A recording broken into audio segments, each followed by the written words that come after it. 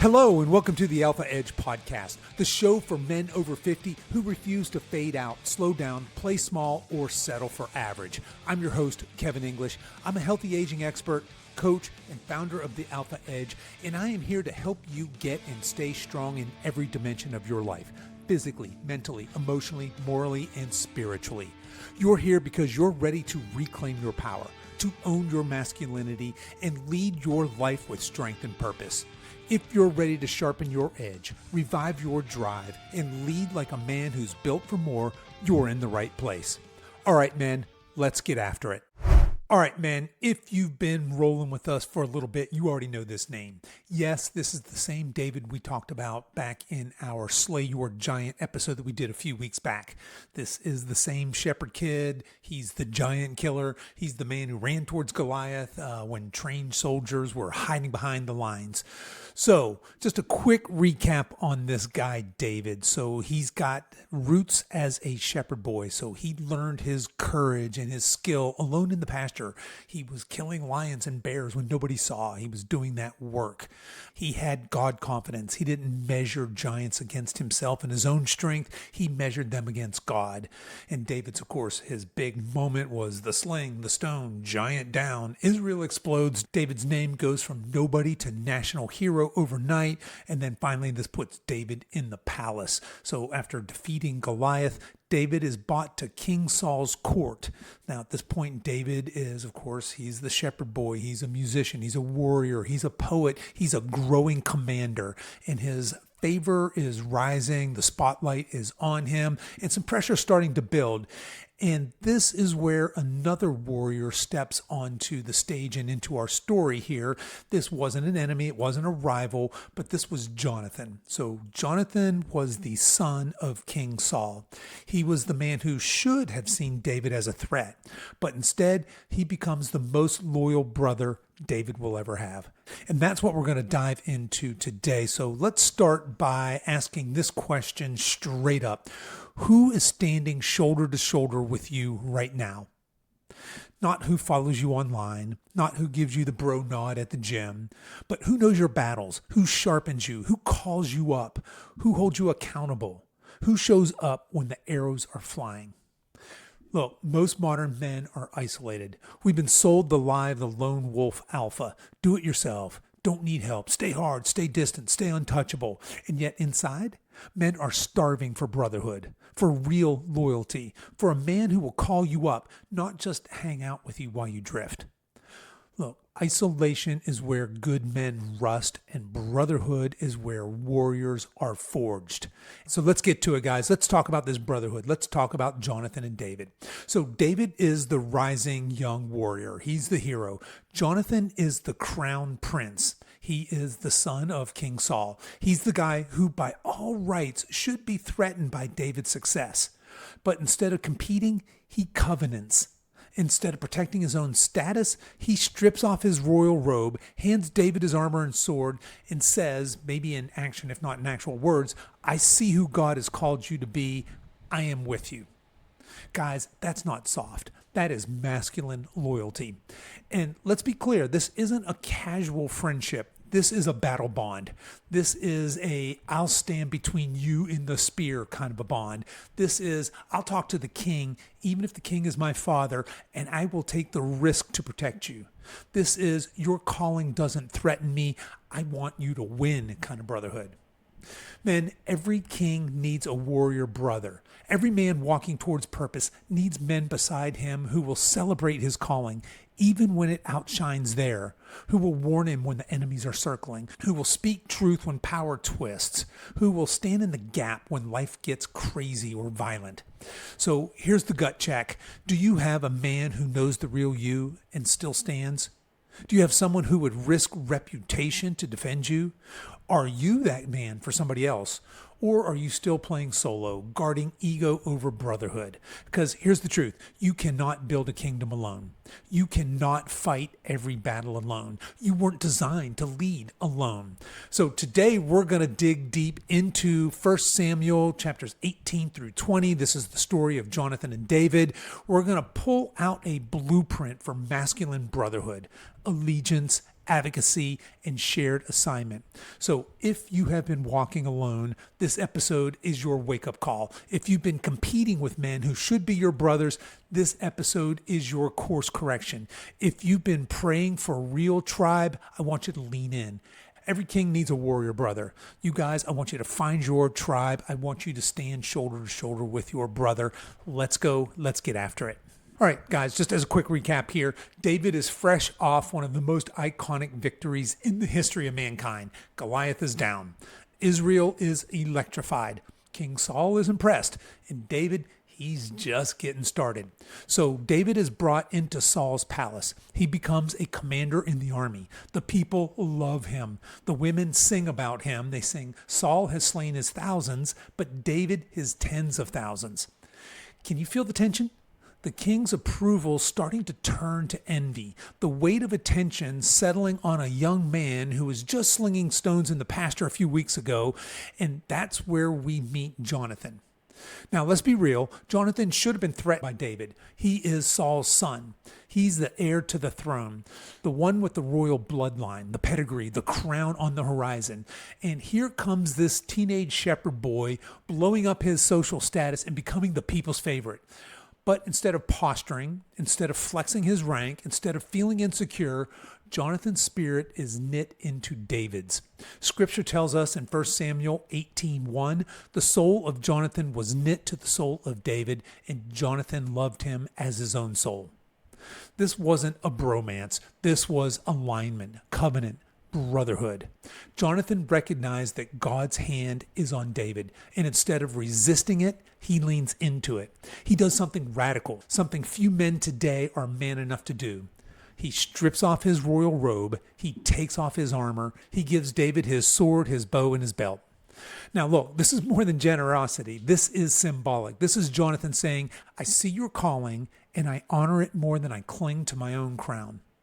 Guys, that's not weakness. That's masculine strength. In a world of insecurity and silent competition between men, Jonathan models the kind of brotherhood that doesn't just tolerate another man's rise, it fuels it. He's not trying to hold David down. He's not threatened by David's victories. He's not pretending to support while he's secretly hoping he fails. Jonathan says, if God's hand is upon you, then I'm with you. Shoulder to shoulder, sword to sword, let's go. That's the kind of friend every man needs. So let me pause here real quick and speak to this somebody. So you might be the David in the story, stepping into your calling, feeling the weight of your rise, and wondering if any man will walk beside you without trying to compete. Or maybe you're the Jonathan in this story, watching someone else take the spotlight, and you've got a choice: jealousy or covenant and brotherhood. Whatever role you're in, one thing is clear: God does powerful things through men who refuse to compete and choose instead to unite. This moment between Jonathan and David, the sacred bond, sets up one of the most powerful brotherhoods in all of Scripture. But this isn't just about poetry. This is about preparation. Because when the spears start flying, when Saul's jealousy suddenly turns deadly, when the whole world tries to pull these men apart, this bond's going to be tested. And that's where we're headed next. Most men today don't know what covenant means. I mean, it's not really a word we use very much in modern culture. We know contracts, we know convenience, but covenant, that's a whole different beast altogether. Covenant is a soul level allegiance. It says, I'm with you in this, even if it costs me. It's not built on what I get from you, but on who God says you are. And Jonathan didn't just talk covenant, he embodied it. So let's zoom in on this a little bit. After David's victory over Goliath, he becomes a household name. He's got fans, he's got influence, he's a rising warrior with God's favor all over him. And what does Jonathan? Remember, he's the prince, he's the heir to the throne, he's the future king. What does he do? He gives it all up. 1 Samuel 18:3-4 says, "Then Jonathan made a covenant with David because he loved him as his own soul. And Jonathan stripped himself of the robe that was on him and gave it to David, and his armor, and even his sword and his bow and his belt." Okay, guys, let's pause here for a second. That is royalty stepping off the pedestal. That status willingly surrendered. That's ego laid down in the honor of calling. Jonathan didn't just say, "Hey man, I'm with you." He demonstrated it. He took off the very things that marked his identity as the prince. His robe, that's his royal covering. His armor, that's his authority and his protection. And his sword and bow, this is his power. This is his defense. And he handed it all to David. And this is the opposite of the modern masculine mindset. Most men today would see David as a threat. He's getting all the attention, he's rising in rank, he's winning battles, and deep down, that stirs our insecurity. But real men don't compete with their brothers in this way. They cover them, they champion them, they celebrate wins with them. Jonathan wasn't afraid to take a back seat if it meant David fulfilled his God-given destiny. And that, men, is loyalty without ego. And look, let's be 100% real here. That is a very, very rare thing. Because here's the truth, guys. It is easy to cheer for someone when they're behind you. It's easy to celebrate a man who poses no threat. When that man starts rising, when God's hand is clearly on him, when he's getting the favor, the wins, the spotlight, will you still cheer? Are you still standing by him? Or will ego start whispering in your ear that he's your competition? David could have seen David as the guy stealing his future. Instead, he saw him as the man fulfilling God's future. And that's what covenant does. It doesn't flinch when someone else is favored. It doesn't shrink when a brother starts winning. It says, look, I'm with you. I'm for you. I got your six. Now, let's flip this. Are you the kind of man another warrior can trust like that? Or are you still guarded? Are you still holding back, afraid to lift another man higher than yourself? Because here's the hard truth. Until you lay down your ego, you're never going to build true brotherhood. Jonathan didn't lose anything by honoring David. He gained legacy. And we're going to see later that David never forgot this covenant. Even after Jonathan's death, David honored him, protecting his family, and he kept his word. Because real brotherhood doesn't die when one man leaves the room. It echoes into generations. So what about you? Who have you honored? Who are you cheering for that isn't you? Who have you made a soul-level commitment to without needing anything in return? That, brothers, is a covenant. And that's the kind of man this world is dying to see again. All right, so let's keep rolling here because this bond is about to be tested by fire. Up next, Saul's rage is going to get out of control, and Jonathan's going to have to choose between his father, the king, and his brother. Shit's about to get real, guys. All right, so let's be perfectly clear. It's one thing to say, I got your back, and it's another thing entirely when arrows start flying. So up to this point, Jonathan and David's bond has been forged in faith, honor, and shared purpose. But now it's about to be forged in the fire. Because Saul, again, Jonathan's father, the king of Israel, is burning up with jealousy. The same king who once celebrated David's victory is now seething in envy.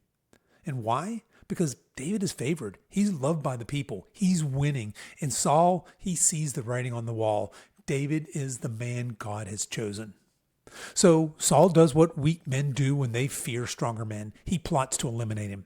He tries subtly at first, sending David on suicide missions, hoping that he'll be killed in battle. But God protects David, and David thrives. Eventually, Saul stops hiding. He orders his men to kill David, and even tells Jonathan to do it. Okay, hang on. Let's just push pause for a second here. This is Jonathan's moment of decision. This is where loyalty meets the blade. Is he going to obey his father, who's the king, who's given him a command, or is he going to protect his brother, the anointed one? This is not a small thing, guys. Jonathan isn't just disagreeing with his parent here. He's defying a king. And that's the kind of defiance that gets you dead. So what does Jonathan do? He steps into the fire. 1 Samuel 19, 1-3 tells us, Saul told Jonathan his son and sent all his servants to kill David. But Jonathan, Saul's son, delighted much in David. And Jonathan told David, Saul, my father, seeks to kill you. Be on your guard in the morning. I will go out and stand beside my father and speak to him about you." Jonathan doesn't run. He doesn't go quiet. He stands in the gap. He warns David. He pleads with Saul. He reminds him of David's loyalty, his victories, his value.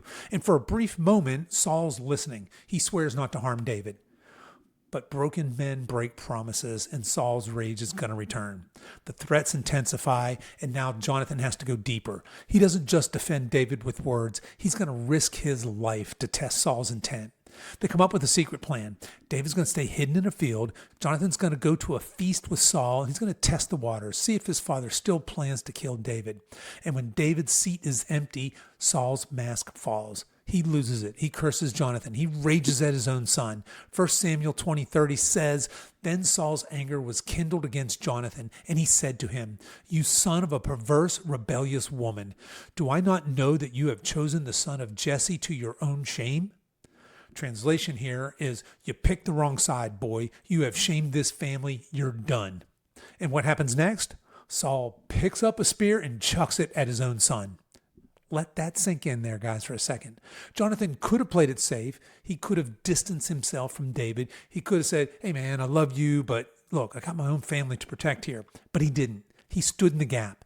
Even when it meant the king wanted him dead, even when it meant losing his status, even when it cost him comfort, safety, inheritance. And that's what real brotherhood looks like. Brotherhood doesn't vanish when things get dangerous. It shows up when things get dangerous.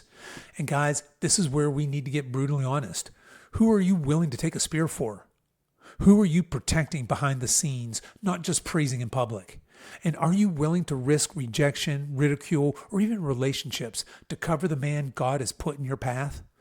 Or are you still playing political Christianity, smiling when it's easy, vanishing when it's risky? Jonathan didn't flinch, and because of that, David lived. And because of that, the kingdom endured, because one man stood in the gap when no one else would. This kind of loyalty certainly isn't common, but it is required for men who want to live on a mission. So the question is simple: will you stand in the gap, or will you watch your brother fall? All right, so coming up next, we're going to move into the escape, that moment of farewell, the sacred sign of loyalty and loss, and what it reveals about masculine tenderness and honor. And yes, I said masculine tenderness. So let's go, guys. Here we are. This is the breaking point in the story. David is a hunted man. Jonathan is a torn man, and Saul is a deranged king by this point whose envy has turned deadly. Jonathan knows his father's rage can't be reasoned with anymore. David's life is in real danger, and this brotherhood, this covenant, it's about to be tested like never before. So the two men come up with a plan. David's going to go into hiding, and Jonathan's going to attend the royal feast, and he's going to gauge Saul's reaction to David's absence. If Saul stays calm, David is safe. If Saul loses it, then David's going to have to run for his life. So they set up a signal. After the feast, Jonathan will go into a field where David is hidden. He'll shoot 3 arrows. If he tells his servants, "The arrows are beyond you," that means the worst. David's got to flee. It's brilliant, it's simple, but what happens next is anything but simple. Saul rages, he curses Jonathan, he throws a spear at his own son. There's now no doubt David's got to go, he's got to run. And so Jonathan goes into the field. He takes his bow, he shoots his arrows, he calls out to the servant, "Is not the arrow beyond you?" David hears, and now he knows it's time to run. It's time to leave the palace, it's time to leave his brother. Jonathan sends the servant away, and then comes one of the most tender, masculine, and emotional scenes in all of Scripture. These two warriors, these two battle-tested, covenant-bound men, they fall on each other's necks, and they weep. They cry. Not out of weakness, not out of fear, but out of honor, out of love, out of a deep grief for what's being lost, and deeper resolve for what still remains.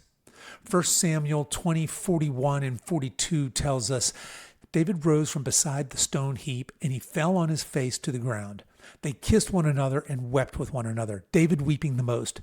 Then Jonathan said to David, 'Go in peace, because we have sworn both of us in the name of the Lord, saying, the Lord shall be between me and you, and between my offspring and your offspring forever.'" Guys, this isn't softness. This is sacred masculinity. These are two men willing to embrace and weep without apology. Two warriors unafraid to feel, not for the drama, but for the depth. Two men saying, I'll carry this bond with me forever, even if I never see you again. This is what modern masculinity needs more of, not less. Men who can war and men who can weep. Men who can fight and men who can feel. Men who can protect and men who can bless. This moment rips our cultural stereotypes wide open. These aren't sensitive men. These aren't dangerous men. These are warriors, leaders. And in this moment, they let it all pour out, not for attention, but because honor demanded it. And then they part. David's going to flee into the wilderness, and Jonathan's going to return to the palace. And as it turns out, they're only going to meet again once more, briefly, before Jonathan is killed in battle. But their covenant, it never breaks. Later, when David is king and the throne is his and Jonathan is long gone, David searches for any living descendant of Jonathan so he can bless him for the sake of their bond. And he finds Mephibosheth, Jonathan's crippled son, and brings him into the palace to eat at his table like royalty. That's what covenant does. It outlasts the men who make it. All right, guys, so time for a gut check. When was the last time you wept with a brother? Not out of weakness, but because your heart was so full of honor and loyalty. Have you ever? When was the last time you stood in a hard goodbye, not out of betrayal, but because purpose demanded a parting? Too many men today walk around with stone hearts and iron masks, but Jonathan and David show us something deeper. You can be a warrior and still feel. You can carry a sword and still carry sacred emotion. You can walk away from a brother and still carry that bond forever. That's manhood. And it's time we reclaimed it. All right, guys, so Jonathan and David have parted, but the legacy lives on. Sometimes we think legacy is about what we build. Maybe it's our business, our bank account, our resume. But Jonathan shows us something deeper. Legacy isn't just about what you build, it's about who you build into. So let's fast forward a bit in this story. Jonathan and David go their separate ways. David becomes a fugitive. He's hunted by Saul. He hides in caves. He leads a band of misfits. He suffers. He survives. And through it all, Jonathan never betrays him. In fact, the last recorded time they see each other, Jonathan finds David in the wilderness. 1 Samuel 23:16 says, Jonathan, Saul's son, rose and went to David at Horesh and strengthened his hand in God. You catch that? Jonathan went to a cave, to the wilderness, to the pain, not to preach, but to strengthen his brother's hand in God. That's what real brothers do. They show up in your lowest valley, not with empty advice, but with presence and prayer, not to fix you, but to fortify you. And after that, Jonathan returns to the palace, back into the madness, back into Saul's world, and eventually he's going to die in a battle beside his father. Now, I want you guys to think about this. Jonathan never gets the crown. He never sits on the throne. He dies young. He dies in the shadows. By the world standards, he's forgotten. But not to David. Years pass. David becomes king. The kingdom is secure. His enemies are defeated. And then David asks a question that reveals the depth of his soul. In 2 Samuel 9:1, David asks, "Is there anyone left of the house of Saul that I may show him kindness for Jonathan's sake?" David hasn't forgotten. He remembers the arrows, the embrace in the field, the covenant made in blood and tears, and he wants to honor it. He finds a crippled man named Mephibosheth, Jonathan's son, a man who was dropped as a child, forgotten, hiding. David brings him into the palace, restores his land, seats him at the royal table, and he says, "You will eat at my table always." That's legacy. That's covenant that lives beyond the grave. That's brotherhood that echoes into the next generation. And guys, I want you to hear this. You may never be famous. You may never be celebrated. But if you live with loyalty, if you show up in the cave, if you bless your brother without needing the throne, you will leave a legacy that heaven honors. Jonathan didn't need the crown. He chose to give it up because he understood something most men today forget. It's better to lift the king that God chose than to cling to a crown God never gave you, right? And in doing so, Jonathan's story didn't end in the battlefield. It continued through his son, through David, through Scripture, and now through us. Brotherhood isn't always loud. Sometimes it's just quiet faithfulness, but it always leaves a mark. So let's get practical at this point, because what does this kind of brotherhood actually look like in your life? Let's break that down. Let's make that real. Look, today most men are lonely. They don't say it. I don't say it. You probably don't say it. We don't show it, but we feel it. We've got our coworkers, we got our drinking buddies, fantasy football group chats, but we don't have real brothers.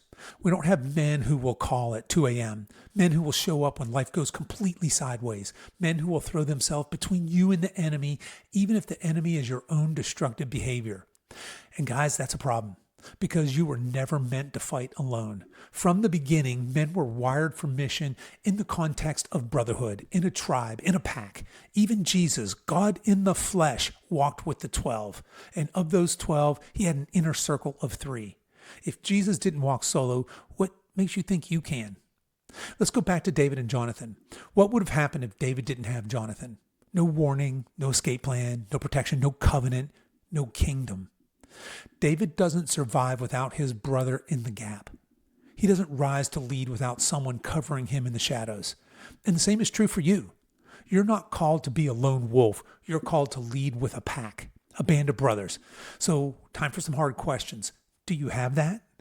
Do you have men in your life who know your calling and keep you accountable to it? Do you have men who will call out your blind spots before they become breakdowns? Do you have guys in your life that are going to encourage you when you're lost in the wilderness and remind you who you are? Do you have guys in your life who will celebrate your wins without secretly resent them? Do you have guys who will pull you forward, pull you up? Do you have guys who will weep with you when the arrows start flying? If not, why not?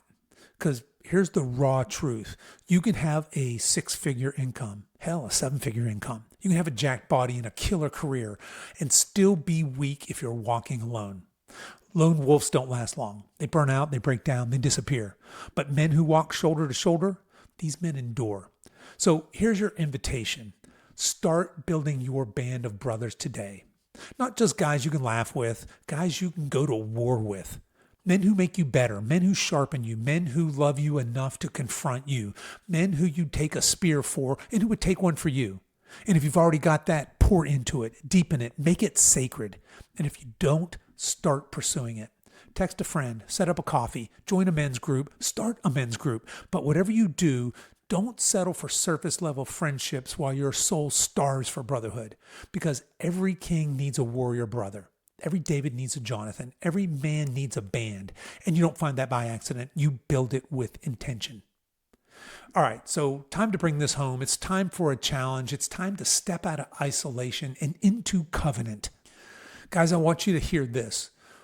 We live in a world full of isolated men. Men drowning in distractions, men choking on pride, men who've got everything except someone to stand in the gap for them. And look, I get it. You've been burned, you've been betrayed, you've been let down. So now you say things like, I'm good on my own. I don't need anybody. Real men can handle their own business. But here's the truth. Lone wolves die early. Isolated kings fall so much harder. And there is no such thing as a self-made man of God.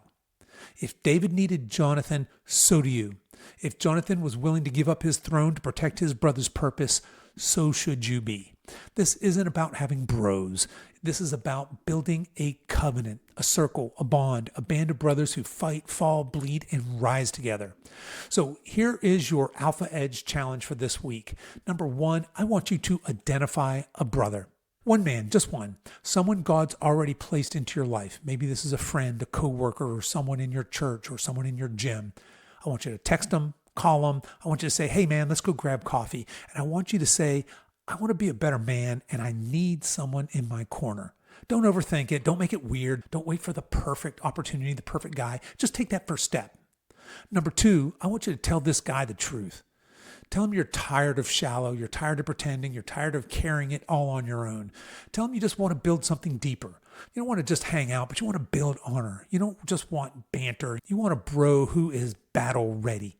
And if he's in, let that bond begin. If he's not, that's cool. Just keep looking. God will honor your pursuit. Number 3, I want you guys to be the Jonathan. Don't just look for a brother, be a brother. I want you to stand in the gap. Strengthen his hand in God. Speak truth when it's hard. Celebrate his wins without jealousy. Cover him in prayer when no one else sees. You want to be the man God's called you to be? You cannot do this alone. David had Jonathan. Jesus had Peter, James, and John. Who do you have? Come on, guys. I want you to be real here. The world doesn't need more chill guys, doesn't need more solo heroes. It needs brothers, men of covenant, men who lock shields and refuse to retreat. So I want you to find your brother, call him up, walk together. And when the arrows start flying, when the war comes to your doorsteps, when your soul starts to shake, you won't have to face it alone. You'll have your band, you'll have your edge, and together you'll rise. This is the Alpha Edge. Let's stop drifting and let's start building, because every king needs a warrior brother. Men, that's what I've got for you today. Until next time, lead strong, stand tall, live dangerous, and stay sharp.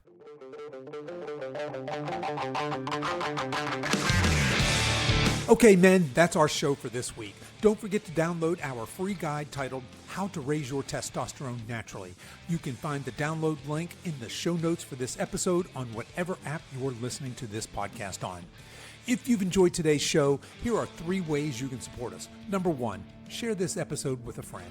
Number 2, make sure to like and follow this show, and please consider leaving us a 5-star review. Number 3, give us a follow over at Instagram. We're at Alpha Edge Army. So that's Alpha Edge Army all run together. I really appreciate you men taking the time to listen. And until next week, stay strong.